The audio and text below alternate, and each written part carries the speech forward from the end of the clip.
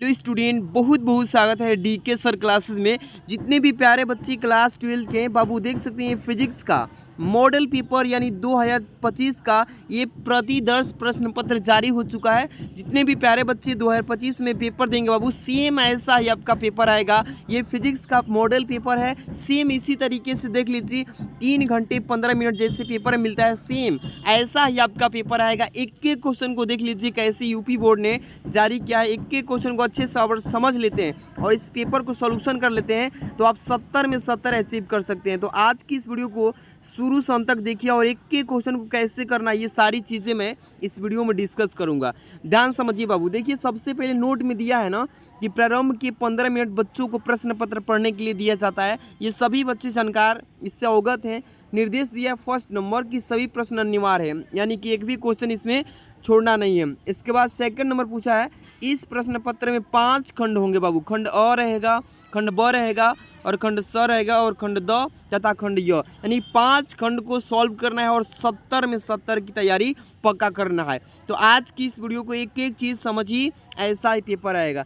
Third number लिखा है ना कि खंड जो अ होगा बहुविकल्पी और एक एक नंबर का होगा बाबू। ऐसे ही जो आगे लिखा है खंड ब अति लघु उत्तरीय प्रश्न और प्रत्येक प्रश्न 1 नंबर का होगा प्यारे बच्चों। 5 नंबर देखिए निर्देश, खंड जो स होगा ये लघु उत्तरीय होगा 1 प्रकार के और प्रत्येक प्रश्न जो होंगे 2 नंबर के होंगे, ठीक है ना। इसी तरीके से 4 नंबर लिखा है ना खंड द। खंड द में लिखा है कि लघु उत्तरीय जो कि सेकंड टाइप के होंगे और प्रत्येक प्रश्न जो होंगे 3 नंबर के होंगे, ठीक। ऐसे ही 7th नंबर लिखा है बाबू, ये जो खंड य होगा ये दीर्घ उत्तरीय प्रश्न होगा और प्रत्येक प्रश्न जो होंगे 5 नंबर के होंगे। ऐसे ही सारे क्वेश्चंस को करना है। और यहाँ से जो पहला क्वेश्चन बाबू दिया है, सबसे पहले तो ये 8 नंबर जो दिया निर्देश कि प्रश्न के में प्रयुक्त प्रतीकों के सामान्य अर्थ लिखिए, यानी कि जो भी सामान्य अर्थ होंगे इसको लिखना होगा। यहाँ से आपका जो क्वेश्चन स्टार्ट होता है प्यारे बच्चों खंड अ से। क्या होगा खंड अ में देखिए लिखा है ना, यहाँ से 6 बहुविकल्पी ऑब्जेक्टिव क्वेश्चन पूछे जाएंगे। ध्यान समझिए। पहला इसमें लिखा है प्यारे बच्चों कि विद्युत फ्लक्स का मात्रक कौन सा है। वी नो दैट, हम सभी जानते हैं कि विद्युत फ्लक्स का मात्रक जो होता है वोल्ट इंटू मीटर होता है। यानी तीसरा जो विकल्प आप देख रहे हैं बाबू, ये इसका सही आंसर हो जाएगा, ठीक है ना। आराम से एक एक क्वेश्चन को ध्यान से पढ़िए और पेपर में एकदम धुआं धुआं कर देना है। नेक्स्ट क्वेश्चन इसमें क्या लिखा है बाबू, ख नंबर कि चुंबकीय क्षेत्र जो है वेक्टर वी में यानी वेग जो है वेक्टर वी से गतिमान आवेश के कोण पर लगने वाला जो बल होगा वेक्टर एफ है, तो क्या होगा। वी नो दैट, हम सभी जानते हैं क्या होता है बाबू, क्यू इंटू क्वेश्चन में वेक्टर वी इंटू गुणे वेक्टर वी, यानी जो तीसरा विकल्प है ना ये सही हो जाएगा। ऐसे ही पेपर में आएंगे क्वेश्चन और एक एक क्वेश्चन को आराम से करना है बाबू, ठीक है ना। इसके बाद ग नंबर लिखा है, यदि वेक्टर ई तथा वेक्टर बी वैद्युत चुंबकीय तरंग के प्रकाश यानी कि वैद्युत सदिश तथा चुंबकीय सदिश ही है, तो कह रहे तब वैद्युत चुंबकीय तरंग के संचरण की जो दिशा अनुदिश होती है वो किस रूप में होती है। यहाँ पे ध्यान रखिएगा, वेक्टर ई इंटू यहाँ पे वेक्टर बी, यानी कि जो चौथा विकल्प देख रहे हैं इस तरीके से ये सही हो जाएगा, इसी रूप में अनुदिश करती है। आगे वाला क्वेश्चन देखिए प्यारे बच्चों, अगला क्वेश्चन जो है न्यूमेरिकल टाइप है और ऐसा ही क्वेश्चन पेपर में बन के आएगा। लिखा है ना 4 डायोप्टर और माइनस का 2 डायोप्टर क्षमता के 2 लेंस संपर्क में रख दिया भाई और संयुक्त लेंस की फोकस दूरी पूछा है क्या होगी। तो आप सभी जानते हैं कि जब 2 लेंसों की फोकस दूरी दिया होगा, यानी P1 और P2 का मान दे रखा है बाबू, P1 का मान 4 डायोप्टर, P2 का मान -2 डायोप्टर है, तो संयुक्त में लेंस की फोकस दूरी यानी कैपिटल F बराबर होता है P1 प्लस P2 होता है ना बाबू। वी नो दैट, हम सभी जानते हैं।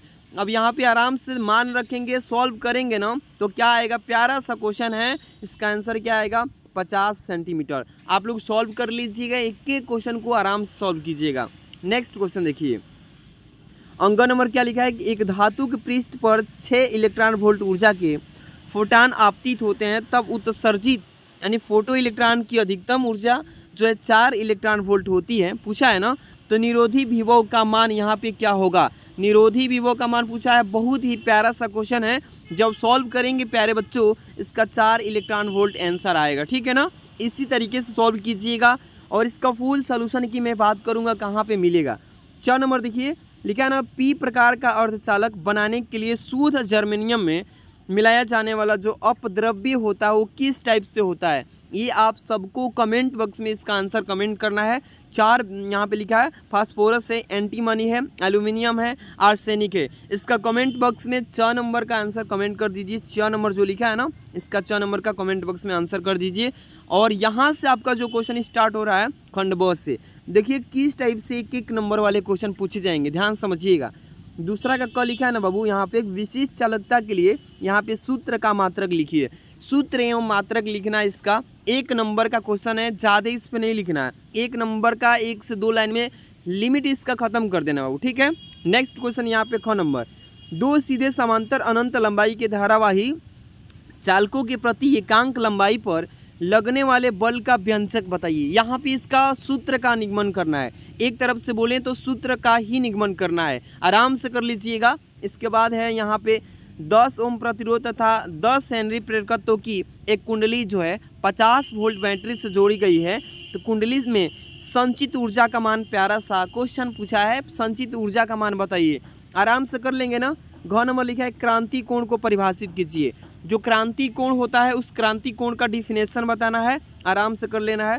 अंग नंबर, हाइड्रोजन के प्रथम बोर कक्ष की त्रिज्या है 0.53 एमपी यहाँ पे एंगस्ट्रॉम, तो तृतीय बोर कक्ष की त्रिज्या क्या होगी, इस तरीके से पूछा है।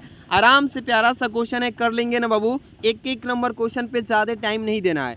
अगला क्वेश्चन है कि इलेक्ट्रॉन सूक्ष्मदर्शी में त्वरक के विभव का मान ज्ञात कीजिए। जबकि इलेक्ट्रॉन का जो तरंग दैर्ध्य है यहाँ पे लैम्डा का मान दिया है 1 एंगस्ट्रॉम है, आराम से कर लेंगे। इसी तरीके से पेपर में आएंगे सारे क्वेश्चन। आगे क्वेश्चन देखते हैं 100 नंबर। यहाँ के क्वेश्चन काफ़ी इंपॉर्टेंट्स हैं जो कि बोर्ड एग्जाम में सीधे मॉडल पेपर से छप के आएगा। तीसरा का क लिखा है ना कि 6 ओम के मोटे तार को खींचकर उसकी लंबाई दोगुनी कर दी जाती है, तो तार के नए प्रतिरोध की गणना कीजिए। इस तरीके से पेपर में आएगा बाबू, आराम से करना होगा। एक न्यूमेरिकल को अच्छे से सॉल्यूशन करना होगा, आराम से करेंगे तो 2 नंबर मिल जाएगा। आगे क्वेश्चन है कि किसी प्रिज्म में से अल्पतम विचलन कोण, अल्पतम विचलन कोण का मतलब होता है डेल एम का मान जो है 30 अंश है। प्रिज्म के प्रथम अपवर्तनांक यहाँ पे पूछा है, पृष्ठ पर अपवर्तन कोण जो है 1 यानी 30 अंश है, तो प्रिज्म के अपवर्तनांक यानी ए का मान पूछा है यहाँ पे। इस तरीके से आराम से एक चीज़ को इंडिकेट कर लेना है और सारे क्वेश्चंस का रिप्लाई करना है, ठीक है। ग नंबर, परमाणु द्रव्यमान जो है इसका एमयू की परिभाषा पूछा है और इसका मान जो होगा किलोग्राम तथा मेगा, देखिए मिली इलेक्ट्रॉन वोल्ट में इसका व्यक्त करना है, इसको मिली इलेक्ट्रॉन वोल्ट में बताना होगा, ठीक है बाबू। चलते हैं आगे, क्वेश्चन क्या लिखा है इसमें, घ नंबर, ध्यान दीजिएगा। घ नंबर थोड़ा सा ऊपर करते हैं, प्यारा सा क्वेश्चन है, चित्र को देख के समझना है इसको कि संलग्न चित्र में प्रदर्शित है कि A1 जो तथा A2 से मापी गई विद्युत जो धाराएं हैं क्या है, और यदि उनके प्रतिरोध नगण्य है यानी कि इन्फिनिटिव है, तो पूछा है कि पीएन संधि डायोड का आदर्श क्या होगा। देखिए फिगर को समझिए, A1 दिया है, A2 दिया है, इस टाइप से दिया है ना। यहाँ पे 5 ओम का यहाँ पे प्रतिरोध रेजिस्टेंस लगाया है और एक नीचे भी लगाया 5 ओम का, और यहाँ विभवांतर 2 वोल्ट की बैटरी जोड़ा है। पूछा है इसमें कि पीएन के संधि डायोड क्या होगा, आराम से इस क्वेश्चन को सॉल्व करना है। आगे इसमें क्या दिया है, एक क्वेश्चन को जब समझेंगे ना आराम से पेपर में सॉल्व करके तैयारी बेहतर कर लेंगे। खंड जो द है बाबू, 4 का क लिखा है ना कि विभव प्रवणता से क्या तात्पर्य है, और विभव प्रवणता या विद्युत क्षेत्र की तीव्रता के मध्य संबंधित स्थापित करना है। संबंध जो होता है ना, इसके संबंध को स्थापित करना है, रिलेशन बताना है इसका। ख नंबर लिखा, अपवाह वेग की परिभाषा दीजिए और अपवाह वेग एवं विद्युत धारा में संबंध को स्थापित कीजिए। इस टाइप से क्वेश्चन पूछे जाएंगे और एक क्वेश्चन को पेपर के हिसाब से तैयारी करना है। ग नंबर, एक प्रोटॉन एक न्यूट्रॉन तथा अल्फा कण समान विभवांतर से त्वरित होकर एक समान चुंबकीय क्षेत्र के लंबवत प्रवेश करता है, तो पहले नंबर क्वेश्चन इसमें पूछा है कि इसकी गतिज ऊर्जाओं की तुलना बताइए। और सेकंड नंबर, यदि प्रोटॉन के वृत्ताकार मार्ग की त्रिज्या जो है 10 सेंटीमीटर हो, तो न्यूट्रॉन तथा अल्फा कण के मार्गों की त्रिज्या क्या होगी, रेडियस क्या होगी, ये क्वेश्चन पूछा गया है। आराम से कर लेंगे बाबू। घ नंबर लिखा है ना कि फैराडे के वैद्युत चुंबकीय प्रेरण संबंधित नियम को बताइए कि फैराडे के वैद्युत चुंबकीय प्रेरण का नियम क्या है। अंग नंबर देखिए, किसी पर्दे की जो बिंब है, बिंब का मतलब होता है उसका प्रतिबिंब, यानी कि उसका इमेज पूछा है, यानी 90 सेंटीमीटर दिया है, दूरी पर रख दिया है, और पर्दे पर किसी उत्तल लेंस के द्वारा एक मतलब उसे एक दूसरे से 20 सेंटीमीटर की दूरी स्थितियाँ पर रख दिया है, तो दोनों के प्रतिबिंब क्या कहाँ पर बनेगा, और इसकी फोकस लेंथ पूछा है, फोकल लेंथ बोलते हैं। आराम से इसको क्वेश्चन को सॉल्व कर लेना। नेक्स्ट क्वेश्चन इसमें लिखा है बाबू, ध्यान दीजिएगा। अगला क्वेश्चन इसमें 5 नंबर का क, ध्यान दीजिए क्या लिखा है इसमें 5 का क, कि चुंबकत्व के परमाणुवीय मॉडल की व्याख्या कीजिए। चुंबकत्व के परमाणुवीय जो मॉडल होता है उसकी व्याख्या करना है। 3 नंबर का ये क्वेश्चन पूछेगा, 3rd नंबर। और 5 का ख क्वेश्चन है ना कि किसी प्रत्यावर्ती परिपथ में LCR श्रेणी क्रम में जुड़ा है, ठीक है ना। क्वेश्चन को थोड़ा सा ऊपर कर रहे हैं और ध्यान से इसको समझने की कोशिश करना कि किसी प्रत्यावर्ती परिपथ में LCR श्रेणी क्रम में जुड़ा है, और इस परिपथ का आरेख बनाइए और परिपथ की प्रतिबाधा एवं अनुनादी आवृत्ति के सूत्र का यहाँ पे बताना है, यानी इसका सूत्र का व्यंजन बताना है। और यदि परिपथ में लगा प्रत्यावर्ती विभव जो होगा 300 वोल्ट हो, तो प्रेरण प्रतिघात जो होगा 50 ओम धारा, यानी कि धारितीय प्रतिघात यानी 50 ओम तथा ओमीय प्रतिघात जो होगा बाबू 10 ओम हो, तो परिपथ का प्रतिबाधा और LCR के सिरों के बीच का विभवांतर बताइए। अगर बाई द वे ये क्वेश्चन आप नहीं कर पाते हैं तो अथवा में भी क्वेश्चन नीचे दिया है ना, इस क्वेश्चन को आप सॉल्व कर लेंगे और इसमें से आप 3 नंबर अचीव कर सकते हैं। तो इस तरीके से सॉल्व करिएगा क्वेश्चन। सारे क्वेश्चन एकदम मॉडल पेपर जो दिया है ना इसी टाइप से क्वेश्चन बन के आएगा बाबू, ठीक। ग नंबर लिखा है ना कि मैक्सवेल के विद्युत चुंबकीय तरंग सिद्धांत की व्याख्या कीजिए। इस पेपर में मतलब जो क्वेश्चन सेट किया है इसको अच्छे से आपको सॉल्व कर लेना है। यहाँ पे आगे देखिए क्वेश्चन घ नंबर, तरंगों के संपोषी तथा विनाशी व्यतिकरण लिखा है ना, तो इसको अच्छे से सॉल्व कीजिएगा और आराम से जो शर्तें बताया गया है इन सारे शर्तें को अच्छे से सॉल्व करके तैयार कर लेना है, पेपर में पूछे जाएंगे। अंक नंबर लिखा है प्रकाश वैद्युत प्रभाव के नियम बताइए। प्रकाश वैद्युत प्रभाव के नियम क्या है, अच्छे से इसको रेडी कर लेना।